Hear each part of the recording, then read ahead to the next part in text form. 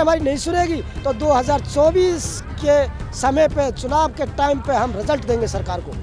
इस तक तो ताज को बदल देंगे, निज़ाम को बदल देंगे। हमारा मजदूर किसान भाई अगर हमें सरकार परेशान करेगी, हमारी नहीं सुनेगी तो हम सोचेंगे।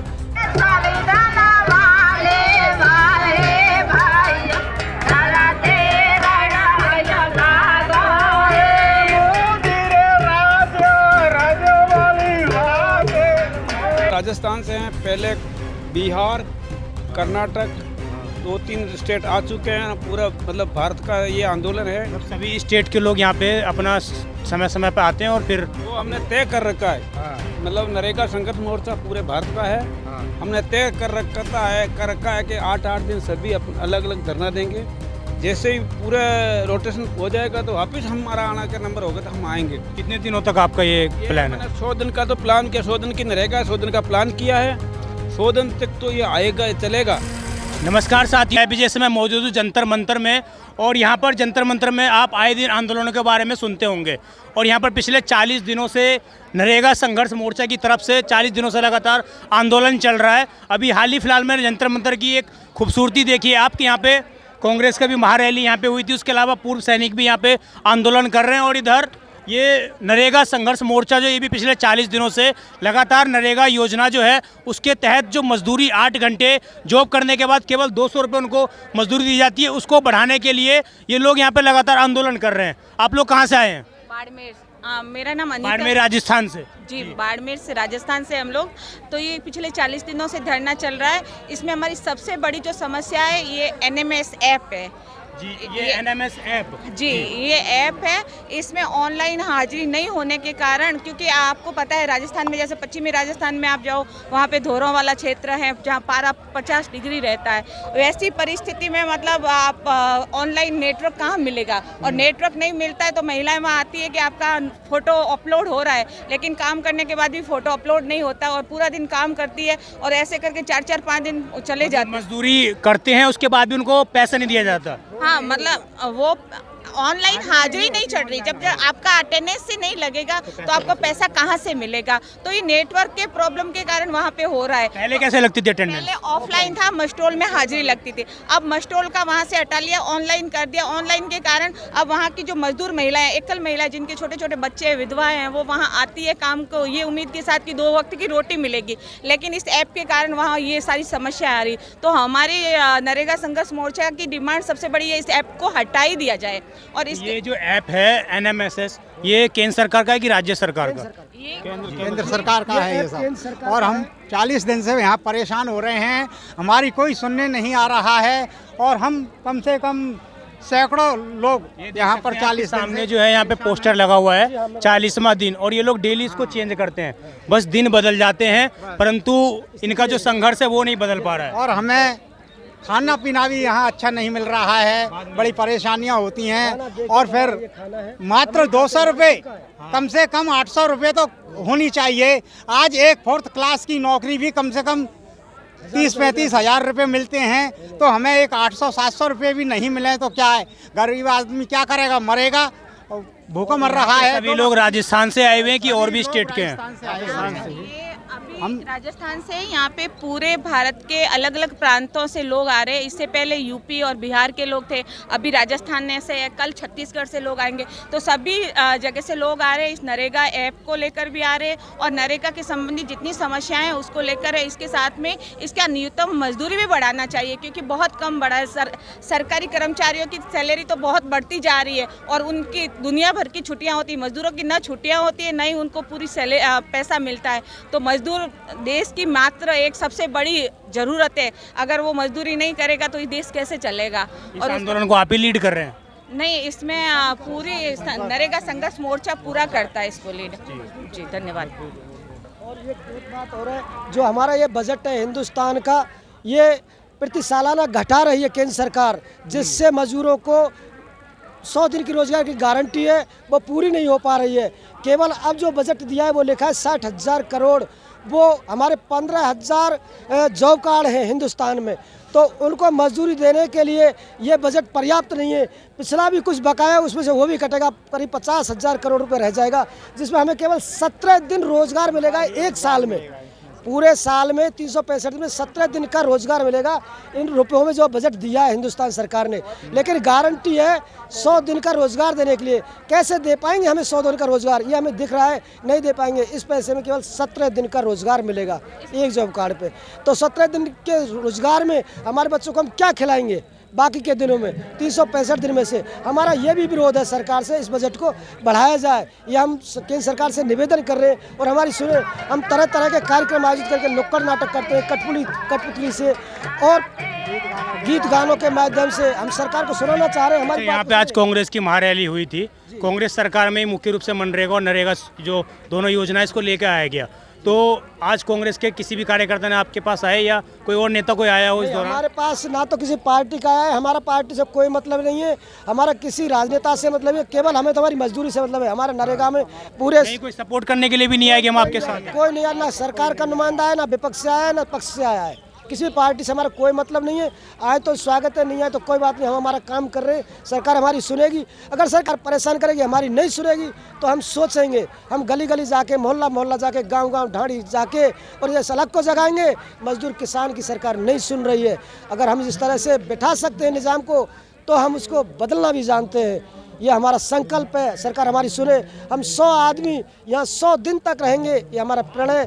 अगर फिर भी सरकार नहीं सुनेगी तो फिर रिजल्ट भोगने के लिए तैयार हो जाए। इंकलाब जिंदाबाद। आप लोग यहाँ पे जो आंदोलन कर रहे हैं, तो अब तक की 40 दिन हो गए, इसमें आपने क्या सुधार देखा है कि इससे सरकार के नुमाइंदे तो कोई बात पहुँची हो? किस तरह से? हाँ, हमारे लोग, हमारे साथी जाते हैं वहाँ सरकार के पास, मंत्रियों के पास, सरकार के पास, तो कहते हैं हम 2 घंटे में हम आपको मिलेंगे, हम आपको मिलेंगे। हम 4-4 घंटे वहाँ बैठ के आए हैं, बैठे रहिए इंतजार में, मिलेंगे। मिले मंत्री साहब आए और किसी का। कौन से मंत्री थे? मंत्री क्या नाम था उनका? अर्जुन राव जी थे। उनके हमारे 5 आदमी गए, 5 आदमी जाके वहाँ बैठे रहिए 2 घंटे तक। फिर मंत्री साहब आए, बोले मुझे केवल 15 मिनट का टाइम है, आप रुकिए, 15 मिनट का टाइम है और आप जल्दी कहिए क्या बात है आपकी। फिर उनका कोई फ़ोन आ गया, फ़ोन में लग पड़े। फ़ोन 15 मिनट भी आपको नहीं दिए? नहीं दिए। फिर कहा बोलिए और 15 साहब फ़ोन लेके बातें करने लगे। फ़ोन से बतराते कुल उनके हमारे उस टाइम में 15 मिनट से 3 मिनट रह गई। 3 मिनट रही, बोले आप जल्दी कहिए, मैं तो जल्दी में जा रहा हूँ, मुझे कपड़े पहने, ये भी करे। आप बोली क्या? हमने निवेदन किया, सर हमारा ये NN से हमारी हाजिरी नहीं होती है और मनरेगा बजट है, ये कम पड़ रहा है मजदूरों के लिए, पूरे हिंदुस्तान की समस्या है, तो आप हमारी सुनिए। नहीं, ये तो ऐसे ही ये चलता रहेगा, ये तो सब सिस्टम आपकी समझ में नहीं बैठा, ये तो आपको भड़का रहे, ये वो कर रहे, तो बिल्कुल नकार दिया हमको। अब आप ऐप जो चाहते हैं ऐप हटा दिया जाए। इंडिया जो है डिजिटल की ओर बढ़ रहा है, इंडिया डिजिटल की ओर बढ़ रहा है, तो ऐप के माध्यम से तो सही है, आप लोगों की अटेंशन डायरेक्ट अफसर तक पहुंचेगी, कोई इसमें धांधली नहीं होगी, ना कोई अधिकारी पैसा खाएगा। तो आप नेटवर्क के लिए राज्य सरकार को क्यों नहीं कुछ कहते हैं? राज्य सरकार का प्रॉब्लम ये भाई देखो, ये नरेगा सिस्टम है, केंद्र सरकार का है और ये कनेक्टिविटी वहाँ नहीं आती है। हम यूँ करें ये ऐप भी रहे और ऑफलाइन भी हाजिरी हो। ऑफलाइन हाजिरी करने में उनको क्या प्रॉब्लम है? अब कलेक्टर साहब वहाँ जांच के लिए आ जाएं, डिस्ट्रिक्ट का मालिक कलेक्टर साहब होता है और कनेक्टिविटी नहीं आई और यहाँ हमने काम किया। अब देखिए आप या कलेक्टर साहब, यहाँ कोई भी आ जाए, यहाँ का सबसे बड़ा ऑफिसर दिल्ली का आ जाए, आप यहाँ मौजूद है और आपकी ऑनलाइन हाजिरी है, यहाँ कनेक्टिविटी बंद, अभी या कोई प्रोग्राम हो जाता है, धारा 444 लग जाती है तो नेट बंद करते जेवर डाल दिया जाता है। लेकिन आपकी प्रेजेंट कैसे जाएगी? आप बताइए, मैं आपको पूछता हूँ, आप बताइए कि आपकी प्रेजेंट कैसे जाएगी? कोई तरीका है? आप क्या चाहते हैं कि ऐप को हटाने के बाद क्या सिस्टम लाया जाए? ऐप भी रहे बेशक, लेकिन ऑफलाइन भी रहे, सुधार किया जाए। ऑफलाइन भी रहे और ऐप भी रहे, दोनों सिस्टम। सर ये मैं पाली मारवाड़ ब्लॉक से हूँ और इसमें NMSS का विरोध करने का एक ही है सर कि इसमें जिसके प्रेजेंट लग गई, मान लो वो हाजिरी भरा के साइड से चला गया, तो उसकी हम अपसेंट नहीं कर सकते। सबसे बड़ी दिक्कत ये है, मान लो और जो हमारे यहाँ अटेंडेंस वहाँ लगी है, वो जाके कुछ क्राइम भी कर ले, कल उसके साथ घटना भी हो जाए, फिर वो मेट की जिम्मे आएगी कि उनकी प्रेजेंट वहाँ लगी हुई है। तो हमसे सरकार यही है, इसमें या तो संशोधन करके इसमें सुधार किया जाए और इसमें जो मौके पर लेबर नहीं है, श्रमिक नहीं आ रहा है, तो इसके अंदर अपसेंट लगाने का भी उस ऐप में होना चाहिए। यहाँ पे कितने से कितने उम्र तक के लोग आंदोलन करने आए हैं?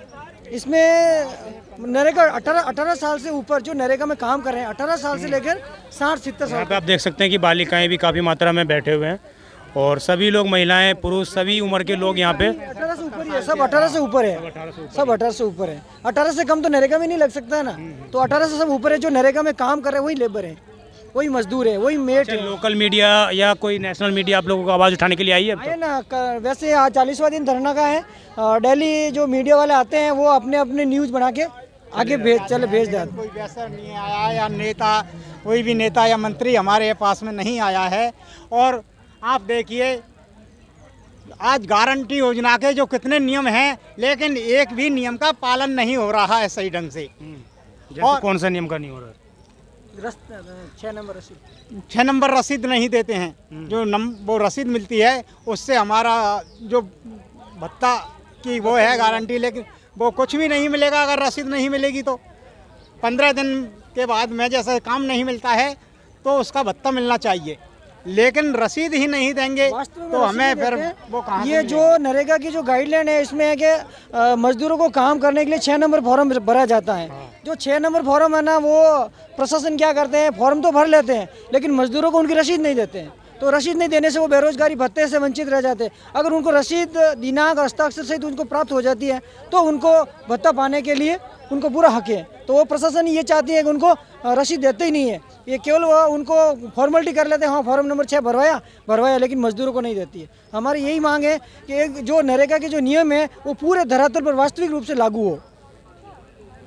तो जैसा कि यहाँ पे हमने बात की और इन्होंने बताया कि ये मंत्री से मिलने गए थे, मंत्री ने केवल 5-15 मिनट का इनको टाइम दिया, उसमें से 5 मिनट भी बात नहीं किया। जिन लोगों ने उनको सत्ता तक पहुँचाया, मंत्री बनाया, उन्हीं लोगों का ये लोग साथ नहीं दे रहे हैं। तो यही सत्ता के लोग होते हैं। यहाँ पे आप देखिए कि ये लोग नॉर्मली अपना दाल चावल खाकर इस तरह से पिछले 40 दिनों से लगातार यहाँ पे समय बिता रहे हैं। और अभी मैं यहाँ पे आधे घंटे धूप में खड़ा हूँ, मेरी हालत ख़राब हो गई। तो आप सोचिए कि 40 दिनों से ये लोग कैसे अपना ये आंदोलन चला रहे हैं। तो कहीं ना कहीं केंद्र सरकार और राज्य सरकार को भी इन मुद्दों को देखना चाहिए कि किस प्रकार जो आपने जो कागजों में लिख दिया वो वास्तविक रूप से धरातल पर नहीं उतरा है। आपको ये चीज़ समझना होगा। और जब तक आप धरातल पर चीज़ें नहीं उतारते तो वो जनता तक नहीं पहुंचती है। आपके डिजिटल इंडिया प्रोग्राम हो या कुछ भी, उनमें खामियां हैं, ये चीज़ आपको एक्सेप्ट करनी पड़ेंगी। और उसके बाद ही इनकी जो ये ऐप योजना, अटेंडेंस की जो योजना है, अगर आपकी अटेंडेंस ही लगती है तो आपको सैलरी कहाँ से मिलेगी। और जिस तरह से इन्होंने बताया कि केवल 200 रुपये 8 घंटे करने के बाद मजदूरी दी जाती है, तो ये कहीं ना कहीं नेशनल इनकम से भी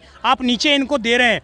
जिसको आपने लोगों का इनकम बढ़ाने के लिए जिस आंदोलन योजना को लाए थे आप, उसकी भी जो परिभाषा है उसको भी आप पूरा नहीं कर रहे हैं। तो ये किस तरह की योजना है और क्यों लाया फिर, जब आप उस चीज़ को कर ही नहीं पा रहे हैं? क्यों केवल कागजों में आप बजट दिखा रहे हैं और जनता को गुमराह कर रहे हैं? तो इन लोगों ने कहीं ना कहीं चुनाव का बहिष्कार 2024 में चुनौती देने की भी योजना बना ली है। और जब 40 दिन लोग को हो जाते, कोई भी 1 महीना अगर लगातार संघर्ष करता है तो वो संघर्ष फिर इतनी जल्दी रुकने वाला नहीं है। और हम भी यही चाहते हैं कि इनका संघर्ष कामयाब हो। ये लोग राजस्थान से दिल्ली चल के आए हुए हैं, तो कहीं ना कहीं एक बहुत बड़ी रास्ता इन्होंने तय किया है। और इतना बड़ा सफ़र तय करने के बाद कोई भी वापस नहीं जाना चाहेगा। सभी हमारा ये प्रयास कैसा लगा कमेंट कर अवश्य बताइएगा।